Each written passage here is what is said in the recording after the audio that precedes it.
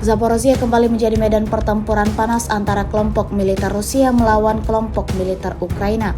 Terbaru dalam sebuah postingan di media sosial Telegram pada Selasa 12 Maret 2024. Video yang ditampilkan postingan tersebut merekam karya kelompok Gamayun Rusia dengan drone VT-40 ke arah Zaporozhye. Terlihat ledakan dahsyat terjadi di sejumlah titik target seperti yang terekam jelas dalam video. Dikutip dari kantor berita AFP, memasuki hari ke-748 pertempuran, semakin banyak kerugian yang diterima serdadu Ukraina. Salah satunya adalah penembakan Rusia terhadap kota-kota di Ukraina Timur pada 10 Maret lalu yang menewaskan 3 orang. Selain itu, Moskow juga melancarkan serangan rudal ke wilayah timur laut Kharkiv dan mengirimkan drone penyerang ke seluruh pusat dan selatan negara tersebut.